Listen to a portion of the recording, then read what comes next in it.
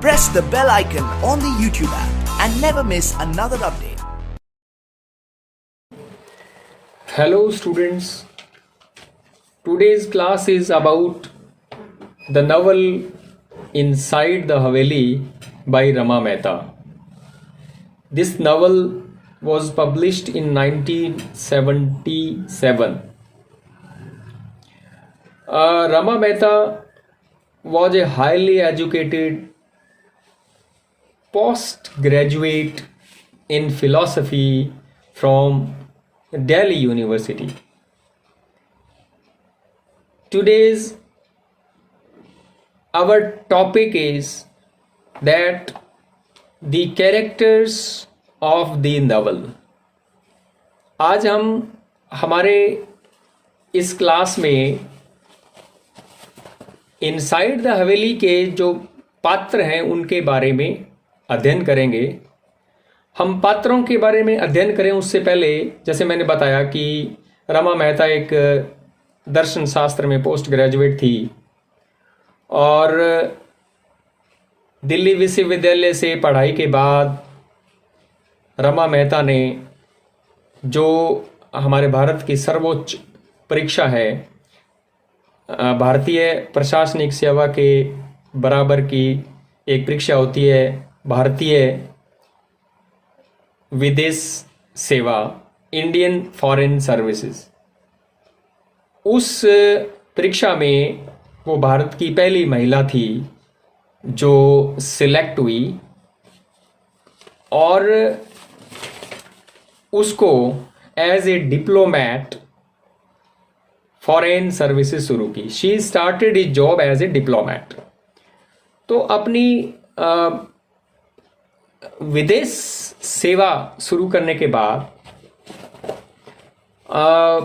रमा मेहता की शादी जगत मेहता के साथ हुई जो कि उदयपुर के ओसवाल कम्युनिटी से संबंध रखते हैं। शादी के बाद में रमा मेहता को भी उदयपुर में रहने का अवसर मिला और उदयपुर में रहते हुए जो राजस्थान का एक मुख्य शहर है एक रजवाड़ा था उस समय, आज से बहुत समय पहले की बात है ये, प्राचीन समय की। तो जब रमा मेहता को वहाँ पर जगत मेहता के परिवार के साथ रहना पड़ा तो वहाँ पर रमा मेहता को भी प्रथा प्रथा का सामना करना पड़ा क्योंकि ओसवाल कम्युनिटी के अंदर भी जो रॉयल फैमिली उदयपुर के अंदर जो राजा परिवार था और वहाँ पूरे राज्य के अंदर जो परंपराएं और जो रीति रिवाज थे उनको पालन करना अति आवश्यक था। तो पहली बार रमा मेहता को उस उदयपुर के जीवन में ये कठिनाइयाँ महसूस हुई।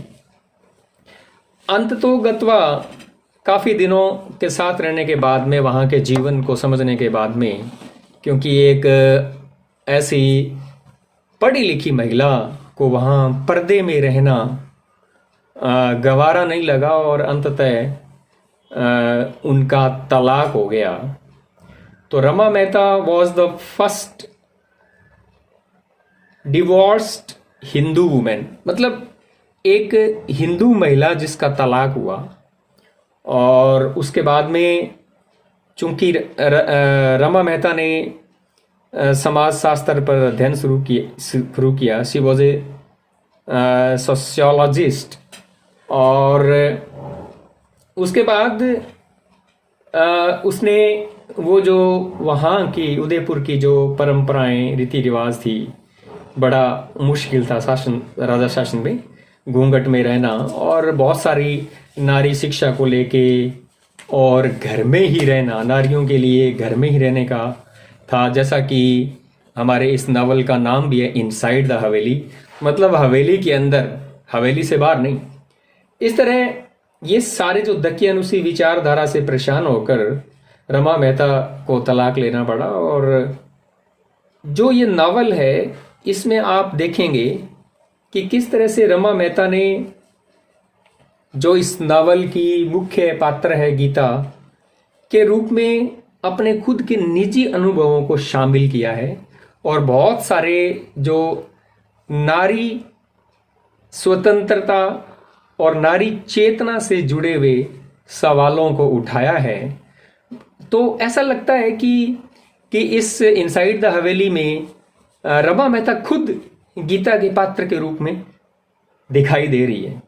और इसी तरह से उनका नारी आंदोलन में बहुत बड़ा योगदान रहा रमा मेहता का, और 1978 में उनकी मृत्यु हो गई। और लास्ट में उन्होंने उसके बाद में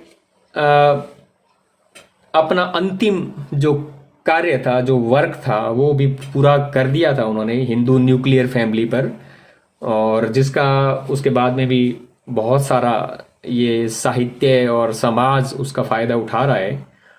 और ये जो इनसाइड द हवेली 1977 में पब्लिश हुआ, ये बहुत ही मास्टरपीस था। इसके लिए रमा मेहता को 1979 में साहित्य अकेडमी अवार्ड भी मिला। तो इस तरह से ये इनसाइड द हवेली की जो कहानी है, जो आगे जो चलती है, इसमें एक मुख्य पात्र है गीता, जो कि एक 19 वर्ष की लड़की है जो बॉम्बे के संभ्रांत परिवार में और को एजुकेटेड इंस्टीट्यूट में पढ़ी लिखी है, जहाँ पर लड़के लड़कियाँ साथ पढ़ते हैं। और वहाँ पर पढ़ी लिखी स्वतंत्र आज़ाद ख्यालों की एक लड़की है जिसकी शादी अजय सिंह, जो प्रोफेसर ऑफ साइंस है, उनके साथ हो जाती है। क्योंकि अजय सिंह एक उदयपुर के जो राणा जी थे, अजय सिंह जी के जो पूर्वज हैं वो राणा जी के मंत्री थे, और उनकी जो वहाँ उदयपुर में हवेली है जिसका नाम है जीवन निवास। जीवन निवास 300 वर्ष पुरानी हवेली है, जो सबसे बड़ी व सबसे सम्मानित हवेलियों में से एक है। तो उदयपुर के जो महाराणा थे और उनका बड़ा नाम था, बड़ा ख्याति थी। तो जब गीता की शादी होती है, और गीता शादी के बाद में, क्योंकि जब वहाँ शादी के बाद में जब उदयपुर जाती है गीता, तो उदयपुर जाती है तो वहाँ पर हवेली में जाने के बाद में वो क्या देखती है कि वहाँ महिलाएं प्रदा प्रथा रखती हैं, और वहाँ की जो परंपरा और रीति रिवाज है, हवेली के जो नियम कानून हैं, उनको बहुत ही कठोरता से पालन करना पड़ता है। तो इसलिए सबसे पहले जाकर के जब गीता को उदयपुर जीवन निवास हवेली में प्रवेश होता है, और वहाँ जब वो कुछ दिन रहती है, तो वहाँ पर उसको बड़ा एक तरह से प्रथा प्रथा को देख के कल्चरल शॉक लगता है। क्योंकि एक बॉम्बे के अंदर पढ़ी लिखी लड़की को वहाँ ससुराल के अंदर पर्दे में रहना पड़ रहा है, तो वो उसके लिए एक तरह से सांस्कृतिक रूप से झटका है एक। और हम आगे क्या देखते हैं कि जो हवेली है वो एक बहुत बड़ा विशाल भवन है, और हवेली 2 हिस्सों में बंटी हुई है। एक हिस्से में मालिक रहते हैं और दूसरे हिस्से में नौकर रहते हैं। और एक ख़ास बात कि उसमें जो अपर क्लास फैमिली है, जो मालिक हैं, उनमें भी महिलाओं का और पुरुषों के अलग अलग कक्ष हैं। पुरुष दिन में अपने जो काम करते हैं, दिन में उनका मिलना नहीं होता है, और दिन में महिला और पुरुष अपने अपने कक्षों में, या पुरुष अपने काम पर जाते हैं, महिलाएं अपने कक्ष में रहती हैं। यानी हवेली के नियमानुसार दिन में महिला और पुरुष नहीं मिल सकते हैं। और अगर किसी महिला कक्ष में दिन में किसी विशेष वजह से कोई पुरुष अगर महिला कक्ष में प्रवेश करता है, तो वहाँ पर एक अनाउंसमेंट किया जाता है कि so and so is coming. ये अनाउंस होता है कि वो आ रहे हैं, ताकि वहाँ जो महिला कक्ष में जो महिलाएं हैं वो सचेत हो जाएं। क्योंकि ये हवेली की परंपरा है कि दिन में महिला और पुरुष नहीं मिल सकते हैं। इससे हमें ये पता लगता है कि ये पुरुष प्रधान समाज है, मेल डोमिनेटेड सोसाइटी है। और इस हवेली से ऐसा लगता है कि वहाँ पर पूरी तरह से ये जो नावल है, एक पैट्रियार्क फॉर्म में है ये नावल, पितृसत्तात्मक। क्योंकि हवेली के अंदर जो नौकरानियां हैं, जो जो मालकिन हैं, जो रॉयल फैमिली के जो मेंबर हैं, जो महिलाएं हैं, वो सब इसी प्रयास में लगे होते हैं कि पुरुषों को किसी भी तरह से नाराज नहीं करना, उनके हर एक आदेश को अक्षरशः पालन करते हुए उनको तुरंत अंजाम तक पहुंचाना। और यहाँ पर जो हवेली, और दूसरी बात कि इसमें पूरी तरह से एक इनसाइड द हवेली है। इस पूरे नावल के अंदर हवेली के अंदर के जीवन का वर्णन किया गया है। यानी इसमें यह बताया गया है कि सिर्फ पुरुष ही बाहर जा सकते हैं, महिलाएं तो बाहर भी नहीं जा सकती। और दूसरा, महिलाएं अपने अपने कक्ष में रहते हुए अपने कक्ष से दूसरे कक्ष में भी नहीं जा सकती। तो इस तरह से जब गीता, इसकी जो मुख्य पात्र हैं, वो ये देखती है वहाँ का वातावरण, तो प्रारंभ में उसको वहाँ पर हवेली में अपने आप को एडजस्ट करने में बड़ी परेशानी लगती है। लेकिन धीरे धीरे वो वहाँ पर अपने आप को एडजस्ट करती है जैसे जैसे कहानी आगे बढ़ती है। तो इस पितृसत्तात्मक परिवार, पैट्रियार्क फॉर्म में जो नावल है, उसमें पुरुषों की हर बात को तवज्जो दी जाती है और हर बात को सही करने के लिए उनका प्रयास होता है। तो इसी तरह से धीरे धीरे वहाँ जो नावल की जो मुख्य जो थीम है, ट्रेडिशन वर्सेस मॉडर्निटी, कि किस तरह से वहाँ का जो ट्रेडिशनल और एंशियंट कल्चर का जो एनवायरनमेंट है, जिसमें गीता अपने आप को धीरे धीरे एडजस्ट करना सीखती है और वो फिर ट्रेडिशन और मॉडर्निटी में एक सामंजस्य स्थापित करके वहाँ पर रहना शुरू करती है।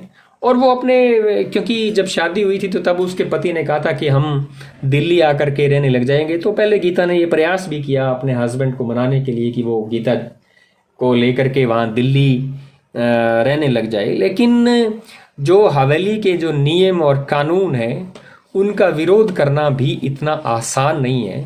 तो इस एक जो जॉइंट फैमिली या एक हवेली का जो कानून को तोड़ना इतना आसान नहीं है, तो उसमें भी वो सफलता प्राप्त नहीं कर सकती है। उसके बाद में ये सारा जो नावल की कहानी है, ये 15 सालों तक की ये कहानी चलती है। और उसके बाद गीता के एक बेटी जन्म लेती है जिसका नाम है विजय। और यहाँ तक कि बड़ी इस तरह की बात है कि जो गीता है उसकी बेटी का नाम विजय है और जो गीता की पर्सनल नौकरानी है दापू।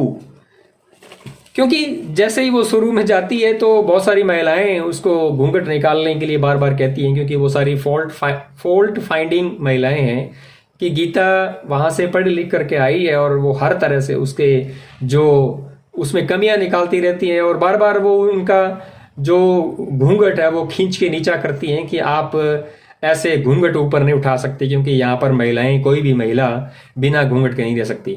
यहाँ तक कि जो उसकी जो निजी नौकरानी है, पर्सनल नौकरानी है दापू, वो तो यहाँ तक कहती है कि गीता को कि आप अपनी बेटी विजय को किस भी नहीं कर सकती, आप उसका चुंबन नहीं ले सकती सबके सामने। तो इस पर गीता को बड़ा ही गुस्सा आता है और वो इरिटेट हो जाती है कि आप कौन होती है मुझे ये सारी बातें बताने के लिए। और इसी तरह से कहानी आगे बढ़ती है और जैसा कि हवेली के अंदर जो कई नौकरानियां हैं जिनके अलग अलग डिपार्टमेंट है, जो अलग अलग काम देखती हैं, और उनमें सबसे जो हेड मेड है, सबसे जो मुख्य नौकरानी है वो परी है, जो हवेली में पिछले 45 वर्षों से अपनी सेवाएं दे रही है और वो वहाँ पर सभी नौकरानियों को कंट्रोल करती है उनके हिसाब से। और जो परी है वो हवेली की जो महारानी है कमरानी सा, उनकी वो पर्सनल सर्वेंट है, वो पर्सनल मेड है जो वहाँ सभी नौकरानियों का ध्यान रखती है। इसी तरह से एक और नौकरानी है जिसका नाम लक्ष्मी है। लक्ष्मी के पति ने, क्योंकि हवेली के अंदर ऐसा है कि जो मालिक कक्ष है और जो मालिक, जो हवेली का जो पक्ष है जिसमें मालिक लोग रहते हैं, वहाँ पर नियमों का पालन बड़ा सख्त है। लेकिन जो कक्ष नौकरों का है वहाँ पर थोड़ा आना जाना लगा रहता है। तो वहाँ पर उनको रहने के लिए आज़ादी है और महिलाएं पुरुष वो आते हैं जाते हैं। तो इस तरह से जो एक नौकरानी है लक्ष्मी, उसके हस्बैंड ने किसी तरह का वो आरोप लगा देते हैं उस पर। तो उस आरोप से वो व्यथित होकर लक्ष्मी अपने पति के झूठे आरोपों से व्यथित होकर वो बिना बताए हवेली छोड़ करके चली जाती है और अपनी बेटी को वहीं छोड़ जाती है। लक्ष्मी की एक बेटी है सीता, उसको वहीं छोड़ करके वो गायब हो जाती है। खूब प्रयास किया जाता है ढूंढने का, लेकिन लक्ष्मी नहीं मिलती है। और अंततः जो उसकी बेटी है सीता, उसको हवेली में वो बड़ी हो रही है, हवेली के लोग हैं वो उसको पाल रहे हैं। इस तरह से गीता, जब सीता बड़ी हो जाती है और विजय भी बड़ी हो जाती है, जब स्कूल जाने की बात आती है, स्कूल भेजने की बात आती है, तो उस समय गीता विजय के साथ सीता को भी स्कूल भेजने की बात करती है। तो ये एक ऐसी बात हवेली के अंदर होती है कि सभी नौकरानी और सभी लोगों को एक झटका लगता है कि किस तरह से एक मालिक की जो बेटी है और किस तरह से उसी राजा परिवार की जो लड़की है विजय, जो गीता की बेटी है, और जो अजय सिंह जो कुंवरानी शाह की बेटी है, वो कुंवर शाह की, कि किस तरह से उसके साथ सीता जो कि एक नौकरानी की बेटी उसके साथ स्कूल जाती है। लेकिन गीता इस पर काफ़ी अपना पक्ष मजबूती से रखती है और जिद करती है। हालांकि वो एक ऐसा अनएक्सपेक्टेड सा है हवेली के अंदर, लेकिन गीता के जो ससुर है भगवत सिंह जी, वो इस मामले में साथ देते हैं, क्योंकि वहाँ पर अक्सर महिलाओं को और विशेष रूप से जो नौकर हैं और उनके जो बच्चे हैं, उनको शिक्षा वगैरह का कोई प्रावधान नहीं होता, क्योंकि उनको कहीं ना कहीं इस बात का डर रहता है कि अगर नौकरों के बच्चे पढ़ेंगे लिखेंगे तो वो आगे फिर यहाँ पर हवेली के अंदर नौकरी नहीं करेंगे, और इसी तरह से लड़के या लड़कियाँ अगर उनको हम स्कूल भेजेंगे तो उनके बराबर ही डर रहता है कि वो यहाँ पर नौकरी नहीं करेंगे। इसलिए उनकी शिक्षा पर कोई ध्यान नहीं देता, और वहाँ सभी जो नौकरानियाँ हैं वो ये मानती हैं कि किसी को भी शिक्षा लेने का अधिकार नहीं है, क्योंकि वो ये वहाँ पर ये भी है बाल विवाह जो प्रथा है, चाइल्ड मैरिज, जिसमें जो पुरुष प्रधान समाज में पुरुष ही उन चीज़ों को डिसाइड करते हैं और छोटे बच्चों की शादी हो जाती है ताकि वो ना तो आगे पढ़ सकते हैं और वो एक तरह से उसी हवेली के नौकरों की तरह ही नौकर बने रहते हैं।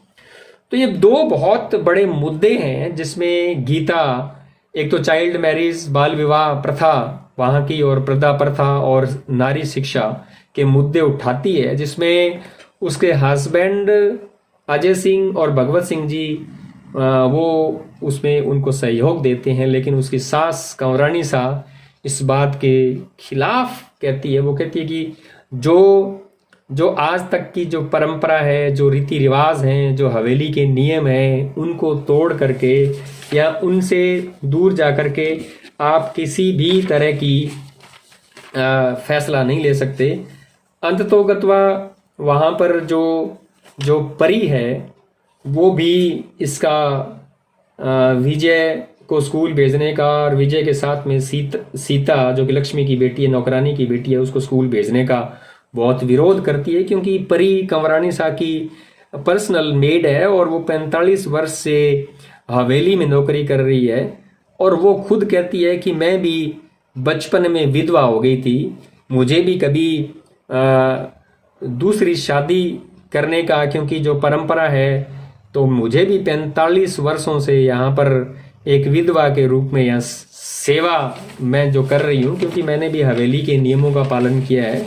और उसका वो बहुत बड़ा विरोध करती है कि एक सीता की लड़की को लक्ष्मी की बेटी को सीता को किस तरह से वो वहाँ पर स्कूल में भेजती है।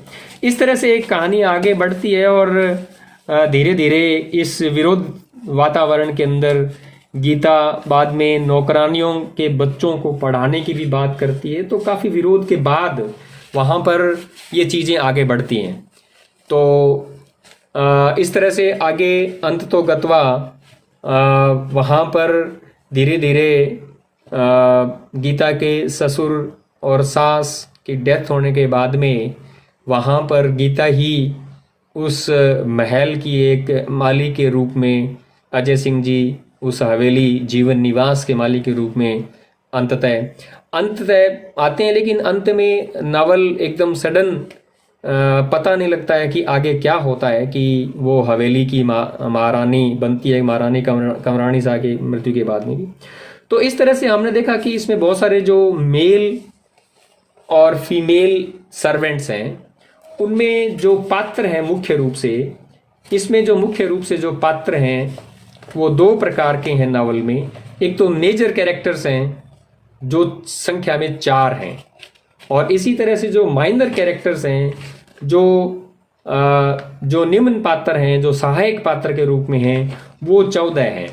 तो हमने देखा कि मुख्य पात्र के रूप में गीता है। गीता के बारे में हमें पता है कि वो इसका एक Geeta is the central character. The whole story revolves around Geeta. She is Ajay Singh's wife. She is an educated, lively and vivacious Bombay girl who is conscious of the traditions and customs of the Haveli. वो एक ऐसी महिला है पढ़ी लिखी जो वहाँ पर आकर के धीरे धीरे अपने आप को एडजस्ट करती है, और किस तरह से ट्रेडिशन वर्सेस मॉडर्निटी के अंदर जो कॉन्फ्लिक्ट है उसके अंदर धीरे धीरे अपने आप को एडजस्ट करती है। Ajay Singh is the only son of Bhagwat Singh, जो हवेली के मालिक है, उनका बेटा है। He is educated and deputed as a head of the Department of Physics in Udaipur University. वो उदयपुर यूनिवर्सिटी में होते हैं ही। उदयपुर यूनिवर्सिटी के अंदर फिजिक्स डिपार्टमेंट में वो हेड होते हैं। He is a man of impressive personality who marries Gita. वो बहुत ही इम्प्रेसिव पर्सनैलिटी का व्यक्ति है जो गीता के साथ शादी करता है। And a girl from a modern family of Bombay. Geeta एक आधुनिक परिवार से संबंधित बॉम्बे की लड़की है जिसके साथ वो शादी करता है। Geeta is a companion to him and to understand that the segregated way of life in the haveli is oppressive for her. वो गीता एक बहुत ही कंपेनियन है, उसकी फ्रेंड है, और वो ये समझती है कि किस तरह से हवेली के अंदर जो सेग्रीगेटेड लाइफ है, किस तरह से जैसे दिन में जो कक्ष है, महिला कक्ष और पुरुष कक्ष, दिन में जैसे महिला पुरुष, इवन की हस्बैंड वाइफ भी दिन में नहीं मिल सकते। And he has great attachment with his parents and his birth place. हालांकि उसका अपने माँ बाप और जन्म स्थान पर बहुत ग्रेट अटैचमेंट है, क्योंकि एक बार जब गीता उसको कहती है दिल्ली जाने के लिए तो वो स्पष्ट मना कर देते हैं। तो इससे वो उसका जो एक बहुत ही प्योर और सिंपल हार्ट उसका दिखाई देता है अजय सिंह का। तीसरे जो मुख्य कैरेक्टर हैं इसमें भगवत सिंह जी। हालांकि अजय का एक तरह से बहुत बड़ा रोल नहीं है, गीता का बड़ा रोल है। Bhagwat Singh ji is the owner of the haveli Jeevan Niwas and the son of Sangram Singh ji, who was a well known minister in the court of Maharana of Udaipur. तो भगवत सिंह जी महाराणा उदयपुर के जो महाराणा थे उनके वेल नॉन मिनिस्टर थे, और संग्राम सिंह के बेटे थे और जीवन निवास के मालिक हैं।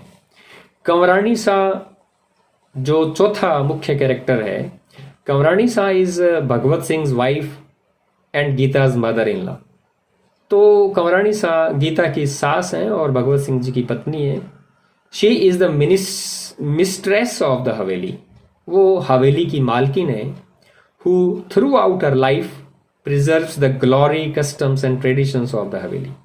वो पूरे जीवन के अंदर जो हवेली जीवन निवास की जो ख्याति है, जो परंपराएं हैं, जो रीति रिवाज हैं, जो उनका एक मतलब हवेली की जो शान है, उनके उस हवेली की शान के लिए जो नियम बने हुए हैं उनका पूरी तरह से खुद पालन करती है और सभी को पालन करने के लिए आग्रह करती है, और इसके लिए वो किसी को भी हवेली के रीति रिवाज नियमों को तोड़ने की अनुमति नहीं देती है।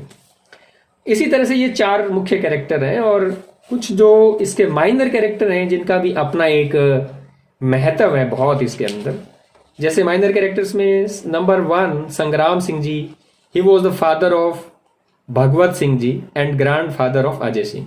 ये अजय सिंह के ग्रैंड फादर हैं, and he was a minister in the court of the Rana of Udaipur and was considered a jewel in the court. His wife is भाबासा। तो संग्राम सिंह जी जो मतलब उदयपुर के जो राणा थे उनके में एक हीरे के रूप में माने जाते हैं और भाबासा उनकी पत्नी होती है। दूसरे हैं Gopal Singh ji. Gopal Singh ji is the brother of Kamrani Sa, who is ill, and the reason is the dispute of property among his 3 sons. His sister solves the problem. Next character है इसमें विजय बाईसा। विजय बाईसा is the daughter of Ajay Singh and Geeta.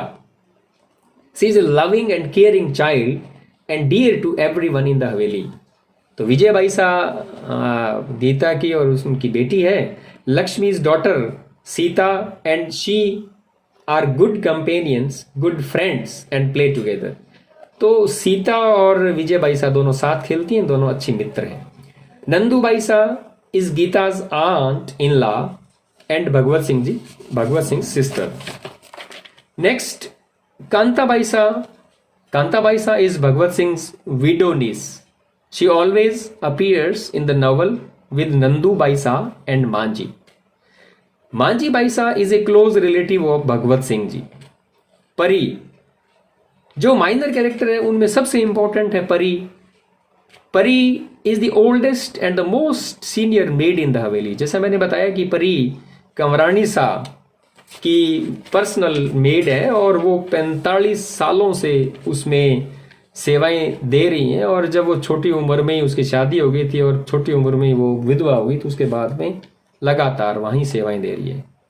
She is hard working, tactful and devoted.